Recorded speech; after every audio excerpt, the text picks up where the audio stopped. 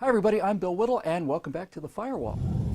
Well, election season is upon us again, and so I thought I'd provide a handy voter's guide to the Republican Party to help make your decision just a little bit easier. Now obviously, the one thing that everyone knows about we Republicans is that we're evil. But evil is a little too generic. There's no way to really separate the evil Republicans from the evil corporations that pay pretty much everybody's paycheck, or even the evil military that protects our freedoms and our right to be evil in the first place. So we have to be a little more specific, and the best way to do that is to use a Venn diagram. Now, the first thing that makes Republicans uniquely evil, at least according to the Democrats in the news media, and they're all Democrats, is that we're greedy. Second, obviously, we're all fascists, and most importantly, of course, we're all racists. So, just to clarify things for you before you vote, let's start with greedy. According to Democrats, we Republicans are greedy because we're in favor of low taxes and limited government. We think you should surrender as little of your freedom to the government as possible, and you should be entitled to keep as much of your money as you possibly can. We think you're entitled to the rewards of your own work. We also think you know how to spend your own money better than the government, who wants to take as much of it as possible. So, as you can clearly see, we Republicans who don't want your money are greedy, and the people that do want to take all of your money, the Democrats, are benign and generous. Just ask them. Secondly, we evil Republicans are all fascists. That's why students on college campuses never let us speak without throwing pies or chanting or screaming at us. According to those young Democrats, fascists are not allowed to speak and must be silenced by force in the name of freedom of expression. The word fascist, by the way, comes from the Latin word fascis, which means a bundle of sticks. It was used by a determined member of the Italian Socialist Party named Benito Mussolini as his metaphor for what he wanted for Italy. All of the individual sticks, which could be broken one by one, tied together into a huge socialist bundle which could not be broken. Fascists believe in political violence to achieve their ends. Hey, just like the Occupy Wall Street people. Fascists are totally opposed to free market capitalism. Hey, just like the Occupy Wall Street people. They hate religion too, by the way.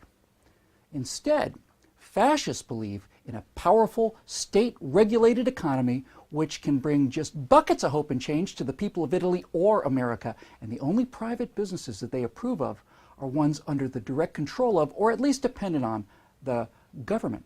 Like, I don't know, General Motors, let's say, or Solyndra. But if we're not fascists, at least we Republicans are still Nazis, right? Well, as it turns out, the word Nazi is a German acronym meaning Nationalsozialistische Deutsche Apparatepartei, or NSDAP. Translated directly into English, Nazi means, no wait, hold on, that can't be right. It means National Socialist German Workers' Party. Well, what do you know? Turns out you can't spell Nazi without Socialist Workers' Party. Isn't that interesting? No, we anti-socialist, free market, private property-loving, pro-individuality Republicans are the opposite of both the big state, government-controlled bundle of sticks that Italian socialists called fascists, and also the racial socialists called Nazis, and even the international socialists called communists. You know, the guys in the Union of Soviet Socialist Republics.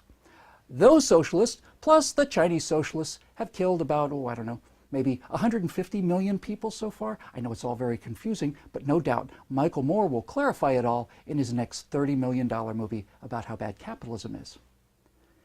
And finally, of course, we Republicans are racist. Now, to prove it, let's go back to history again. Our Republican Party was founded in 1854 by anti-slavery, well, I guess they must have been anti-slavery racists who departed the Whig Party and opposed the pro-slavery Democrats. The first presidential candidate for the Republicans was John C. Fremont, known as the Pathfinder. The Democrats went into full fear-mongering mode on this guy and said to the people, hey, if you elect a Republican, slavery is all but over. Well, Fremont lost, but in 1860, the second Republican candidate, Abraham Lincoln, did win. Between the date of his election and his inauguration on Monday, March 4th, 1861, 7 of the slave states in the Deep South had left the Union to form the Confederacy, left it before he was even sworn in as president, because they knew that the rise of us racist Republicans meant the end of slavery in America. And it did too. After the war ended, Lincoln was assassinated by Democratic activist John Wilkes Booth, and then the racist Republicans passed the 13th Amendment, abolishing slavery, the 14th, providing due process and equal protection under the law, and the 15th Amendment, providing voting rights to blacks. The non-racist Democrats fought all of these things tooth and nail, and when the first black men were elected to Congress as Republicans, the Democrats got to work and founded the Ku Klux Klan to make sure it wouldn't happen again for a century. Democrats wrote the odious Jim Crow laws that kept blacks in position of slavery. All of those pictures that you've seen in the 1960s of people turning fire hoses and dogs on peaceful black marchers were unleashed by Democrats like Lester Maddox, Bull Connor, and George Wallace. You know, the great anti-slavery writer Frederick Douglass, also a racist Republican, once wrote, "I recognize the Republican Party as the sheet anchor of the colored man's political hopes and the ark of his safety." The ark of his safety. Now, of course, Democrats can't argue with this history, mostly because it's true, although that's not usually stopped them before. So, what they say to justify this century of shame is that right around the time that they themselves, modern Democrats, came along, the parties mysteriously switched sides. Sure they did. Now, what really happened was that the loving, decent, progressive racism that's been a hallmark of the Democratic Party took a new and subtle form. They invented a new way to keep black people on the plantation, working for them, like they used to. They gave them free food, free housing, and free medical care in exchange not for a harvest of cotton, but rather a steady annual bumper crop of votes.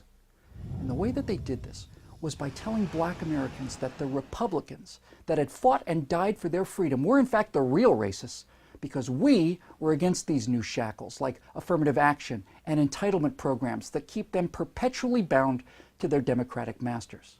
Well, it's true, we are against them. We're against affirmative action because we see people as individuals, not as a bunch of sticks, good and bad individuals, and we don't see black people as being so inferior as to need lower test scores to get into college. We think they can do just as well or as poorly as anyone else.